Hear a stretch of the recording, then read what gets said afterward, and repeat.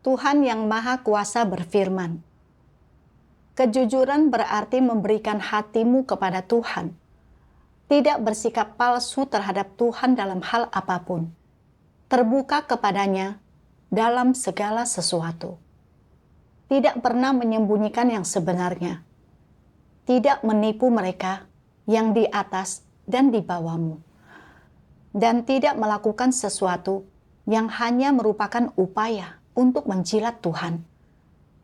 Singkatnya, jujur berarti murni dalam tindakan dan perkataanmu, dan tidak menipu baik Tuhan maupun manusia. Di antara orang tidak percaya, jika engkau berbicara dengan jujur, mengatakan yang sebenarnya, dan berusaha menjadi orang yang jujur, engkau akan difitnah, dihakimi, dan ditolak. Jadi, engkau mengikuti tren duniawi dan hidup berdasarkan falsafah iblis. Engkau menjadi makin ahli dalam berbohong dan makin licik. Engkau juga belajar menggunakan cara-cara licik dan tersembunyi untuk mencapai tujuanmu dan melindungi dirimu sendiri.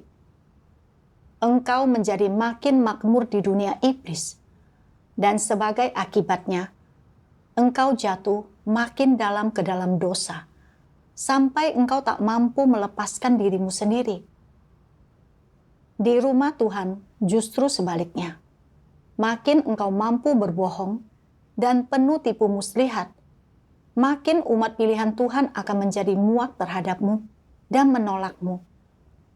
Jika engkau tidak mau bertobat dan tetap berpaut pada falsafah dan logika iblis, dan engkau juga menggunakan siasat, rencana licik dan taktik lihai untuk menyamarkan dan memoles dirimu, kemungkinan besar engkau akan disingkapkan dan disingkirkan. Ini karena Tuhan membenci orang yang licik. Hanya orang jujur yang mampu sejahtera di rumah Tuhan. Dan semua orang yang licik pada akhirnya akan ditolak dan disingkirkan. Ini sudah ditetapkan oleh Tuhan sejak lama. Dari firman Tuhan, aku menyadari bahwa Tuhan menyukai orang yang jujur. Orang yang jujur berbicara dengan sederhana dan terbuka, serta tulus kepada Tuhan dan sesama. Mereka mengatakan apa yang ada di hati mereka, tanpa penyamaran ataupun penipuan. Orang seperti inilah yang ingin Tuhan selamatkan. Orang licik punya pemikiran yang rumit. Perkataan dan tindakan mereka tidak transparan. Saat mereka tidak memahami sesuatu, mereka tidak bertanya atau mencari. Sebaliknya, mereka malah menutupi dan menyamarkan diri mereka. Orang seperti ini memiliki watak yang licik dan sulit untuk diselamatkan. Jika dipikirkan kembali, dahulu aku sering menyamarkan diri demi menjaga citra dan statusku. Aku hidup dengan watak yang licik. Saat menghadapi masalah atau kesulitan yang tidak kupahami atau tidak bisa kuselesaikan dalam tugasku, aku tidak membuka diri untuk mencari. Aku tidak hanya hidup dalam kegelapan, kenegatifan dan kesakitan. Aku juga tidak efektif dalam tugasku. Kemudian, dengan membaca firman Tuhan, aku memahami pentingnya menjadi orang yang jujur. Dan aku pun dengan sadar mulai melatih diri menjadi orang jujur. Waktu itu, bulan Juni 2020, dan aku sedang membuat video di gereja. Awalnya, kupikir karena aku baru mulai berlatih. Setiap kali aku tidak memahami sesuatu dalam pekerjaanku, aku akan berinisiatif untuk bertanya dan belajar dari saudara-saudari. Aku juga akan terbuka untuk mempersekutukan keadaan apapun yang kumiliki. Dan semua orang dengan sabar akan bersekutu serta membantuku. Dan setelah beberapa waktu, semua saudara-saudari mengatakan bahwa aku berkembang dengan cepat. saat melakukan evaluasi kerja. Pengawas mengatakan bahwa meskipun masih muda, kualitasku cukup baik. Bahwa aku belajar dengan cepat dalam pekerjaanku, dan aku merupakan calon yang layak untuk dibina. Dia juga memberi instruksi kepada yang lain untuk lebih banyak membantu dan membimbingku, agar dengan cara ini kemajuanku akan lebih cepat. Ketika melihat pengawas begitu menghargaiku, aku menjadi sangat senang. Tetapi aku juga merasakan beberapa tekanan.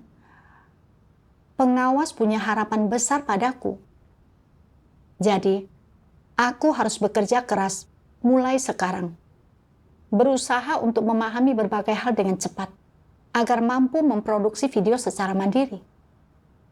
Aku tidak bisa mengungkapkan terlalu banyak kesalahan seperti sebelumnya.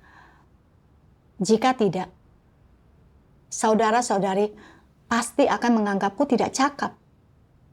Dan pengawas tidak akan melihatku sebagai calon yang layak dibina lagi.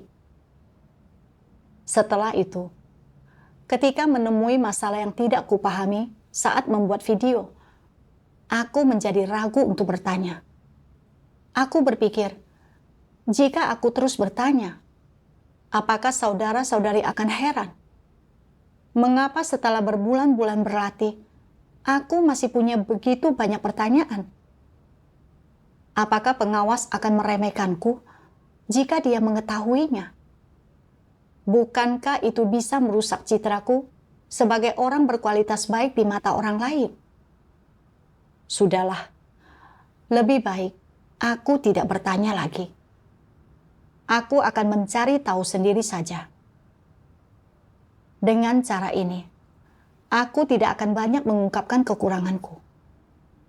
Jadi, aku mulai mencari tutorial sendiri untuk dipelajari dan mencoba berbagai metode untuk menyelesaikan masalah. Akibatnya, kemajuanku dalam pembuatan video menjadi lambat. Suatu waktu, seorang saudari menyadari bahwa kemajuanku dalam membuat video agak lambat. Lalu dia bertanya, apakah aku mengalami kesulitan? Sebenarnya, aku sangat ingin berkata bahwa aku memang kesulitan, agar aku dapat langsung menemukan solusinya, menghemat banyak waktu, dan menghindari terlalu lama melakukan sesuatu. Namun kemudian, aku berpikir, aku sudah pernah bertanya tentang masalah ini sebelumnya. Jika aku bertanya lagi, apa yang akan dipikirkan saudari itu? Apakah dia akan menganggap aku kurang berkualitas dan tidak mampu mengingat hal-hal yang telah diajarkan sebelumnya? Apakah dia akan merasa aku tidak layak untuk dibina? Lupakan saja. Pengawas pernah berkata, aku memiliki kualitas baik, cepat dalam belajar, dan punya kesan baik tentangku. Karenanya, aku tidak bisa membiarkannya tahu betapa tidak cakapnya diriku. Jadi, aku pun berkata kepada saudari itu, saat ini tidak ada masalah, hanya saja aku belum sering memakai teknologi jenis ini sebelumnya. Jika aku berlatih beberapa kali lagi, aku pasti akan terbiasa. Setelah mendengar jawabanku, dia tidak bertanya lagi tentang hal itu. Begitulah, masih ada beberapa bagian yang aku tidak tahu harus berbuat apa. Tetapi aku lebih memilih belajar sendiri dan mencari tutorial daripada bertanya kepada saudara-saudariku. Akibatnya, kemajuanku dalam produksi video menjadi lambat dan hasil yang kudapat tidak terlalu baik. Kemudian, seorang saudari berkata terus terang, awalnya, kukira kau ini orang yang terbuka dan tulus. Dahulu, kau selalu menceritakan apapun masalahmu dan mengajukan pertanyaan dengan terbuka. Mengapa sekarang berubah? Kami tidak bisa melihat hatimu dan tidak tahu apa yang kau pikirkan. Kami melihat kemajuanmu dalam produksi melambat. Tetapi kami tidak tahu di mana kau mengalami kesulitan atau bagaimana cara membantumu. Sudahkah kau merenungkan keadaan ini? Aku sangat menyadari bahwa perkataan saudari itu diizinkan oleh Tuhan. Dan itu merupakan pengingat agar aku merenungkan diriku. Tetapi aku takut jika aku jujur tentang keadaanku yang sebenarnya, semua orang akan melihat diriku apa adanya. Jadi, aku terus berpura-pura. Situasi ini berlangsung selama 2 hingga 3 bulan. Dan ketika keadaanku terus memburuk, tugasku pun menjadi tidak efektif. Dan pada akhirnya, aku diberhentikan. Saat mendengar kabar itu, aku merasa sangat sedih dan sakit. Aku merasa betapa bodohnya diriku. Selama ini, aku telah menyamarkan diriku agar orang lain tidak melihat kekuranganku. Tetapi apa yang aku dapatkan? Aku telah menjauh dari saudara-saudariku, dan mereka pun tidak dapat memahamiku. Aku juga tidak mengalami kemajuan dalam tugasku. Bahkan, akhirnya diberhentikan. Makin kupikirkan, makin aku menyesali perbuatanku. Dan aku tidak dapat menahan air mataku. Aku bertanya kepada diriku sendiri. Jelas, ada banyak hal yang aku tidak pahami atau tidak tahu cara untuk melakukannya. Jadi, mengapa aku tidak secara proaktif bertanya dan belajar dari orang lain? Keadaanku juga jelas tidak baik. Mengapa aku tidak bersedia untuk terbuka?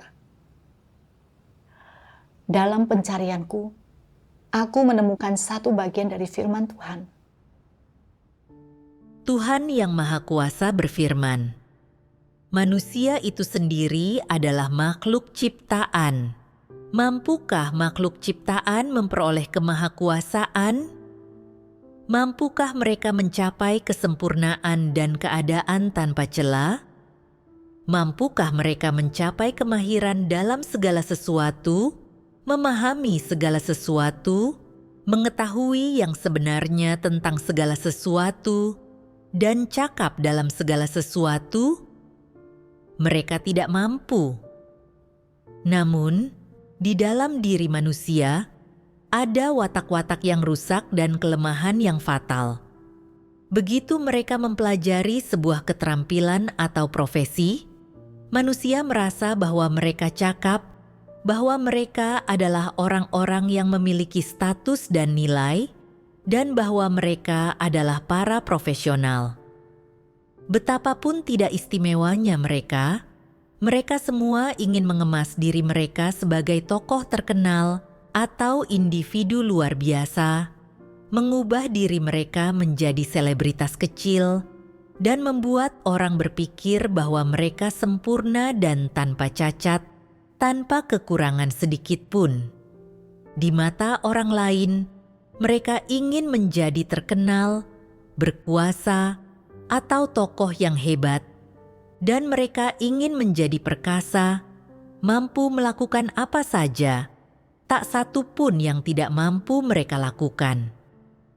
Mereka merasa bahwa jika mereka mencari bantuan orang lain, mereka akan terlihat tidak mampu, lemah, dan lebih rendah daripada orang lain, serta orang-orang akan memandang rendah mereka. Karena alasan ini, mereka selalu ingin berpura-pura. Ada orang-orang yang, ketika disuruh melakukan sesuatu, berkata mereka tahu bagaimana melakukannya, padahal sebenarnya mereka tidak tahu. Setelah itu, diam-diam, mereka mencari tahu tentang hal tersebut dan mencoba mempelajari bagaimana melakukannya, tetapi setelah mempelajarinya selama beberapa hari, mereka tetap tidak mengerti cara melakukannya. Ketika ditanya sudah sampai di mana mereka dalam pekerjaan itu, mereka berkata, "Segera selesai." Namun di dalam hati, mereka berpikir, "Itu masih jauh dari selesai. Aku sama sekali tidak tahu kapan selesainya. Aku tak tahu harus berbuat apa. Aku tak boleh membongkar rahasiaku ini. Aku harus terus berpura-pura. Aku tak boleh membiarkan orang melihat kekurangan dan kebodohanku. Aku tak boleh membiarkan mereka memandang rendah diriku." Masalah apa ini? Ini adalah kehidupan bagai neraka karena berusaha mempertahankan reputasi dengan segala cara. Watak macam apa ini? Kecongkakan orang semacam itu tidak mengenal batas. Mereka telah kehilangan seluruh nalar mereka. Mereka tidak ingin menjadi seperti orang lain. Mereka tidak ingin menjadi orang biasa, orang normal, tetapi ingin menjadi manusia super, orang yang luar biasa, atau orang yang hebat. Ini sebuah masalah besar mengenai kelemahan, kekurangan, ketidaktahuan, kebodohan, dan kurangnya pemahaman dalam kemanusiaan yang normal. Mereka akan menyembunyikannya rapat-rapat dan tidak membiarkan orang lain melihatnya, dan kemudian terus menyamarkan diri. Ada orang-orang yang tidak dapat melihat apapun dengan jelas, tetapi di dalam hatinya tetap mengeklaim bahwa mereka mengerti. Ketika engkau meminta mereka untuk menjelaskannya, mereka tidak mampu. Setelah orang lain menjelaskannya, mereka kemudian mengeklaim bahwa mereka sebenarnya akan mengatakan hal yang sama, tetapi tidak mampu menyampaikannya tepat pada waktunya. Mereka melakukan semua yang mereka bisa untuk menyamarkan diri mereka dan berusaha terlihat baik. Bagaimana menurutmu? Bukankah orang-orang semacam itu hidup dalam angan-angan? Bukankah mereka sedang bermimpi? Mereka tidak mengenal diri mereka sendiri. Mereka juga tidak tahu bagaimana hidup dalam kemanusiaan yang normal. Mereka tidak pernah sekalipun bertindak seperti manusia yang nyata. Jika engkau menjalani hari-harimu dengan hidup dalam angan-angan, tanpa arah yang jelas, tidak melakukan apapun dengan sikap yang realistis dan membumi, selalu hidup berdasarkan imajinasimu sendiri, maka ini adalah masalah. Jalan dalam kehidupan yang kau pilih itu tidak benar. Jika engkau melakukan hal ini, bagaimanapun engkau percaya kepada Tuhan, engkau tidak akan memahami kebenaran, engkau juga tidak akan mampu mendapatkan kebenaran. Saat merenungkan firman Tuhan, aku merasa bahwa akulah orang yang berada dalam keadaan yang disingkapkan oleh Tuhan. Aku selalu ingin terlihat unggul, seakan aku ini manusia super. Karena itu, aku selalu menyamarkan diriku ketika menyingkapkan kerusakanku atau menghadapi masalah yang tidak kupahami. Orang seperti ini sulit untuk mendapatkan kebenaran. Ketika merenungkan kembali, saat aku pertama kali belajar membuat video, aku tidak memahami apapun dan tidak merasakan tekanan. Karena itu, aku bersedia mencari dan belajar dari orang lain setiap kali menghadapi masalah atau kesulitan. Dengan menerapkan hal ini, aku merasa memperoleh banyak hal dan kemajuanku pun cepat. Namun, kemudian saat mendengar pengawas mengatakan bahwa aku punya kualitas yang baik dan merupakan orang berbakat yang berpotensi untuk dibina, Tanpa sadar, aku mulai menganggap diriku sebagai salah satu orang penting yang akan dibina di gereja. Aku merasa pengawas memiliki pandangan yang baik tentangku dan menghargaiku. Karena itu, aku merasa harus menjaga citraku dan tidak terlalu banyak mengungkapkan kekurangan. Jika tidak, orang-orang akan melihat siapa diriku sebenarnya dan meremehkanku. Aku selalu berhati-hati melindungi status dan citraku di mata orang lain. Bahkan saat menghadapi masalah dan kesulitan dalam memproduksi video yang aku tidak tahu cara mengatasinya, aku tidak memiliki keberanian untuk bertanya. Karena aku takut jika mengungkapkan kekuranganku akan membuat orang lain tidak lagi menghormati dan menghargaiku. Keinginanku akan ketenaran, keuntungan, dan status ternyata begitu kuat. Aku hidup dalam keadaan menyamarkan diri, sehingga aku tidak mengalami kemajuan apapun dalam memproduksi video selama berbulan-bulan.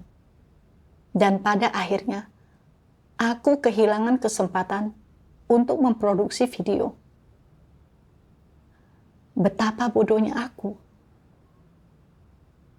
Ketika merenungkan kembali, saat pertama kali berlatih membuat video, normal saja jika aku masih punya banyak keterbatasan dan kekurangan.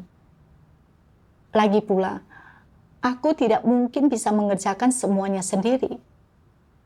Jadi, aku perlu lebih banyak bertanya, bekerja sama, dan belajar dari saudara-saudari. Hanya dengan cara itulah, aku bisa terus membuat kemajuan. Seandainya, aku bisa menyingkirkan harga diriku, dan dengan aktif mencari, serta belajar dari saudara-saudariku, aku tidak akan diberhentikan. Karena terus-menerus tidak efektif dalam tugasku. Saat menyadari hal ini, aku merasa bahwa pemberhentian ini sepenuhnya adalah bagian dari kebenaran Tuhan. Setelah itu, aku mulai bertanya-tanya, mengapa aku selalu menyamarkan diri? Kemudian, aku menemukan satu bagian dari firman Tuhan yang membantuku melihat keadaanku dengan lebih jelas. Tuhan Yang Maha Kuasa berfirman, ketika seseorang dipilih untuk menjadi pemimpin oleh saudara-saudari atau dipromosikan oleh rumah Tuhan untuk melakukan pekerjaan tertentu atau melaksanakan tugas tertentu, ini bukan berarti bahwa mereka memiliki status atau jabatan khusus atau bahwa kebenaran yang mereka pahami lebih dalam dan lebih banyak daripada kebenaran yang dipahami orang lain. Terlebih lagi, bukan berarti bahwa orang ini mampu tunduk kepada Tuhan dan tidak akan mengkhianatinya. Tentu saja, itu juga bukan berarti bahwa mereka mengenal Tuhan dan merupakan orang yang takut akan Tuhan. Sebenarnya, mereka belum mencapai semua ini. Promosi dan pembinaan hanya merupakan promosi dan pembinaan dalam arti yang sederhana dan tidak berarti mereka telah ditakdirkan dan diperkenan oleh Tuhan. Promosi dan pembinaan mereka hanya berarti mereka telah dipromosikan dan menunggu pembinaan. Dan hasil akhir dari pembinaan ini tergantung pada apakah orang ini mengejar kebenaran atau tidak, dan apakah mereka mampu memilih jalan mengejar kebenaran atau tidak. Jadi, ketika seseorang di gereja dipromosikan dan dibina untuk menjadi pemimpin, mereka hanya dipromosikan dan dibina dalam arti yang sederhana. Itu bukan berarti bahwa mereka telah memenuhi standar dan kompeten sebagai pemimpin. Bukan berarti bahwa mereka sudah mampu menjalankan pekerjaan kepemimpinan, dan dapat melakukan pekerjaan nyata. Bukan seperti itu situasinya. Kebanyakan orang tidak mampu mengetahui yang sebenarnya tentang hal-hal ini, dan berdasarkan imajinasi mereka sendiri, mereka mengagumi orang-orang yang telah dipromosikan. Ini adalah kesalahan. Sekalipun orang sudah bertahun-tahun percaya kepada Tuhan, apakah mereka yang dipromosikan benar-benar memiliki kenyataan kebenaran? Belum tentu. Mampukah mereka menerapkan pengaturan kerja rumah Tuhan? Belum tentu. Apakah mereka memiliki rasa tanggung jawab? Apakah mereka setia? Apakah mereka mampu tunduk? Ketika menghadapi masalah, apakah mereka mampu mencari kebenaran? Semua ini tidak diketahui. Apakah orang-orang ini memiliki hati yang takut akan Tuhan? Dan seberapa besarkah hati yang takut akan Tuhan yang mereka miliki? Apakah mereka mampu untuk tidak mengikuti keinginan mereka sendiri ketika mereka melakukan sesuatu? Apakah mereka mampu mencari Tuhan? Selama mereka melakukan pekerjaan kepemimpinan, apakah mereka mampu sering datang ke hadapan Tuhan untuk mencari maksud Tuhan? Apakah mereka mampu memimpin orang-orang untuk masuk ke dalam kenyataan kebenaran? Mereka tentu saja tidak mampu melakukan hal-hal semacam itu. Mereka belum menerima pelatihan, dan mereka belum memiliki cukup pengalaman sehingga mereka tidak mampu melakukan hal-hal ini.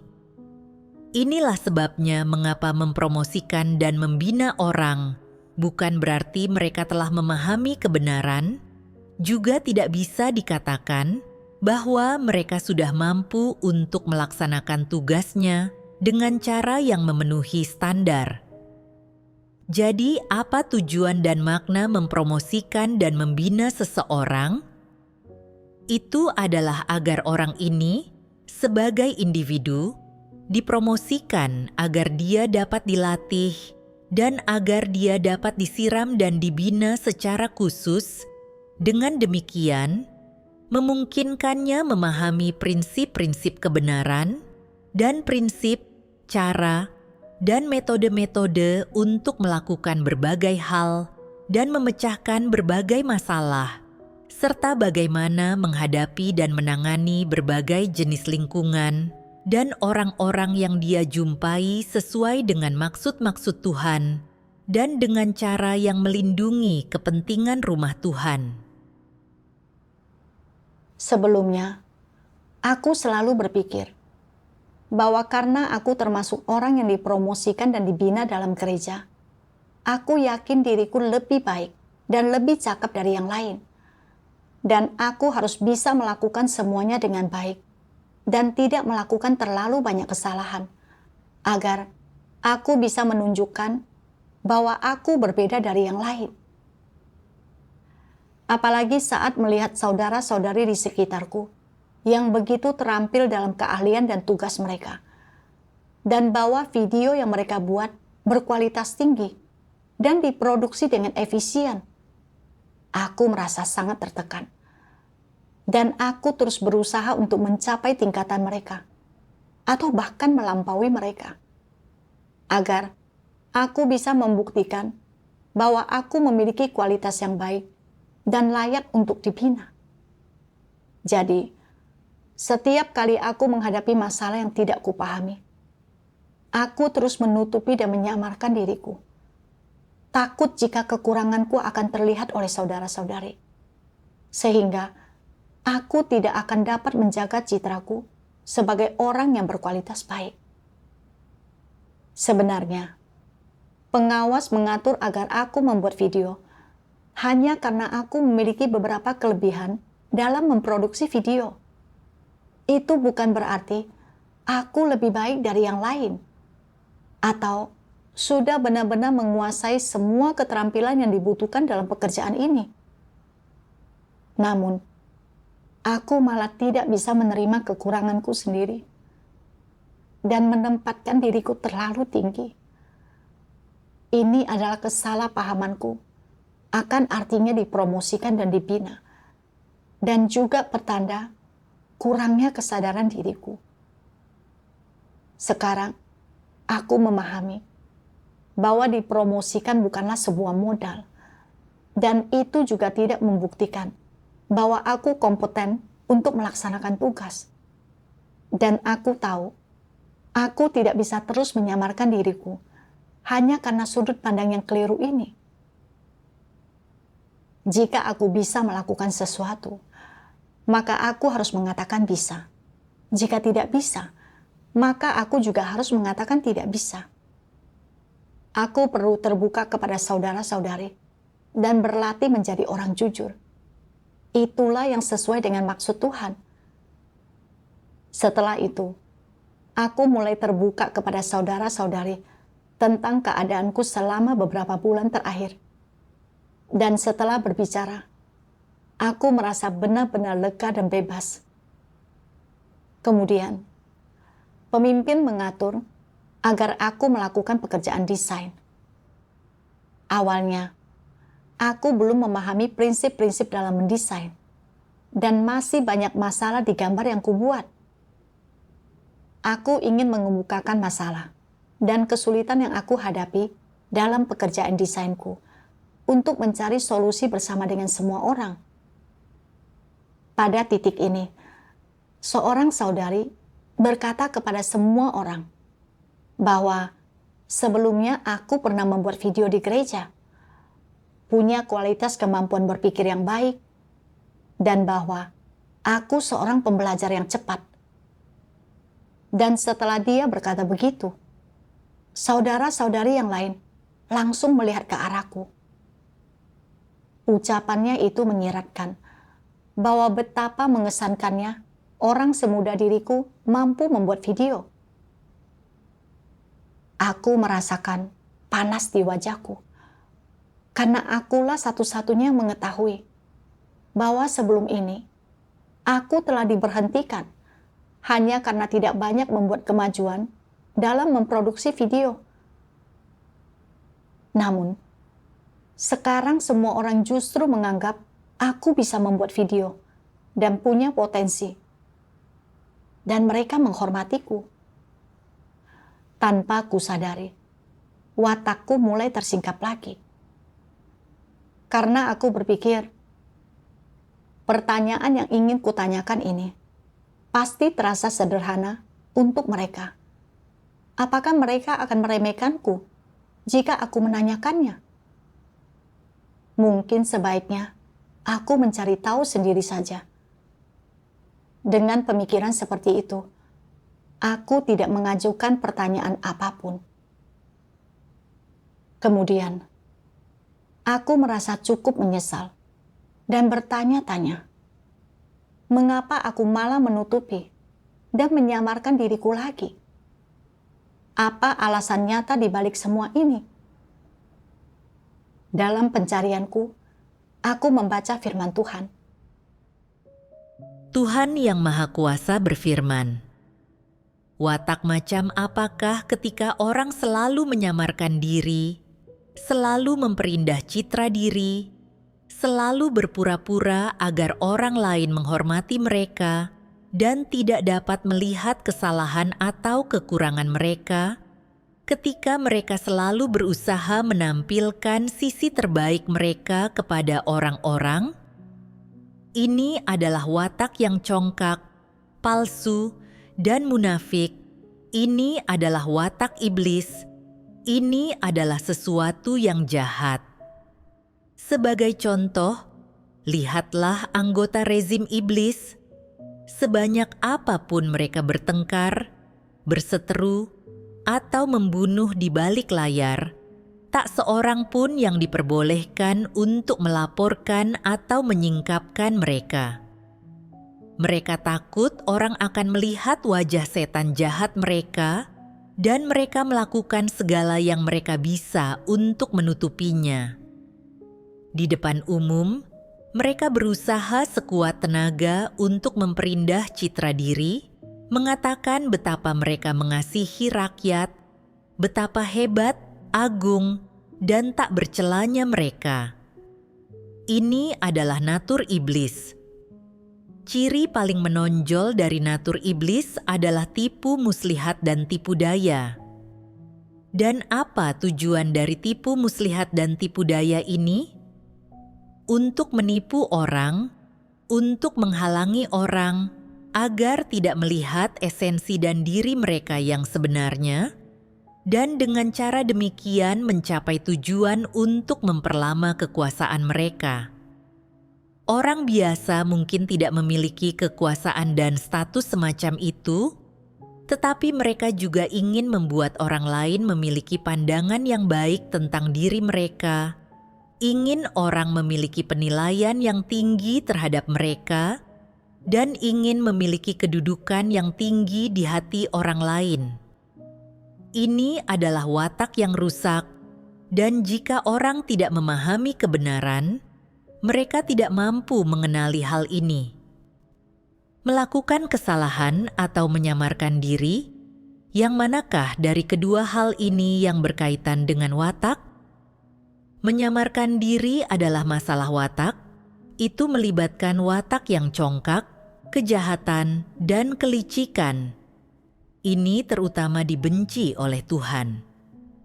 Sebenarnya, ketika engkau menyamarkan dirimu, semua orang mengerti apa yang sedang terjadi, tetapi engkau mengira orang lain tidak melihatnya, dan engkau berusaha sebaik mungkin untuk membantah dan membenarkan dirimu sendiri dalam upaya mempertahankan reputasi dan membuat semua orang berpikir bahwa engkau tidak melakukan kesalahan. Bukankah ini bodoh? Apa yang orang lain pikirkan tentang hal ini? Bagaimana perasaan mereka? Muak dan benci. Jika setelah melakukan sebuah kesalahan, engkau dapat memperlakukannya dengan benar dan dapat membiarkan orang lain membicarakannya, mengizinkan mereka memberi komentar dan penilaian mereka tentang hal itu, dan engkau dapat membuka diri tentang itu serta menganalisisnya, akan seperti apa pendapat semua orang tentang dirimu? Mereka akan menganggapmu orang yang jujur karena hatimu terbuka kepada Tuhan. Melalui tindakan dan perilakumu, mereka akan dapat melihat hatimu. Namun, jika engkau berusaha menyamarkan dirimu dan menipu semua orang, orang akan memandang rendah dirimu dan menganggapmu orang yang bodoh dan tidak bijak. Jika engkau tidak berusaha berpura-pura atau membenarkan dirimu, jika engkau mampu mengakui kesalahanmu, semua orang akan berkata, engkau jujur dan bijak.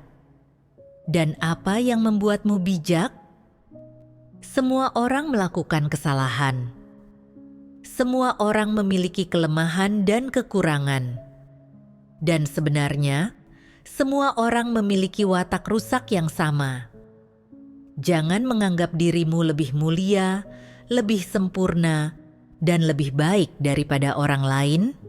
Itu berarti bersikap sama sekali tak bernalar. Setelah engkau memahami tentang watak rusak manusia, serta esensi dan wajah asli kerusakan manusia, engkau tidak akan berusaha menutupi kesalahanmu sendiri. Engkau juga tidak akan memanfaatkan kesalahan orang untuk menyerang atau menyalahkan mereka. Engkau akan mampu memperlakukan kedua hal ini dengan tepat.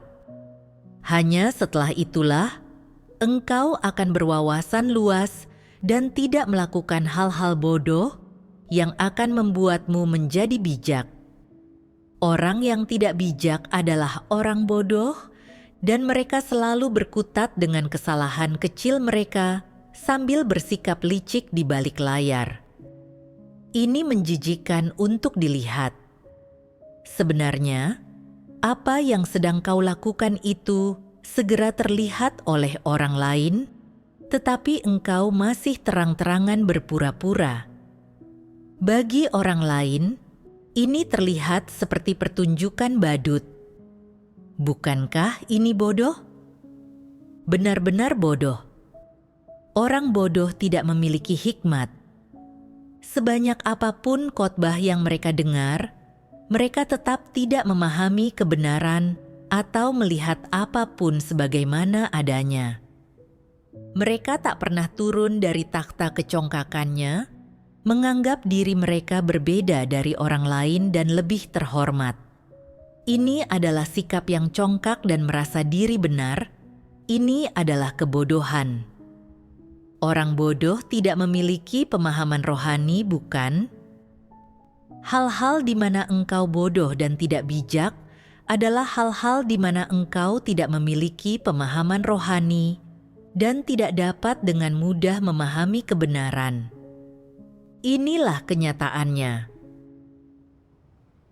Dari firman Tuhan, aku memahami bahwa penyebab aku terus tanpa sadar menutupi dan menyamarkan diriku, terutama adalah karena hasratku akan ketenaran, keuntungan dan status itu begitu kuat, serta watakku sangat congkak.